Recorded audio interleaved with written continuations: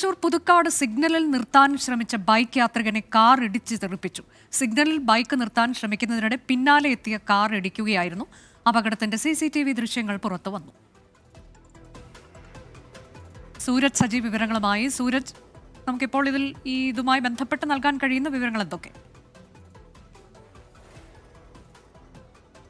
അനുജ, ഭീതിപ്പെടുത്തുന്ന ദൃശ്യങ്ങളാണ് ഇപ്പോൾ പുറത്തു വന്നിരിക്കുന്നത്. ഇന്ന് രാവിലെ 6:20 ഈ പുതുക്കാട് സിഗ്നലിൽ ഈ അപകടമുണ്ടാകുന്നത്. സിഗ്നൽ റെഡ് ലൈറ്റ് കത്തിയതിനെ തുടർന്ന് ഈ ബൈക്ക് ബ്രേക്ക് ചെയ്ത് നിർത്താൻ ശ്രമിക്കുന്നതിനിടയിലാണ് ഈ പിന്നാലെ വന്ന കാറ് ഈ ബൈക്ക് യാത്രികനെ ഇടിച്ചു തെറിപ്പിക്കുന്നത്. പിന്നീട് 30 മീറ്ററോളം മുന്നിലാണ് ഈ ബൈക്ക് പോയി വീണത് എന്നുള്ളതാണ് പറയുന്നത്. പിന്നീട് നാട്ടുകാർ തന്നെ ഈ ബൈക്കിൽ ഉണ്ടായിരുന്ന ആളെ ആശുപത്രിയിലേക്ക് മാറ്റുകയും ചെയ്തു.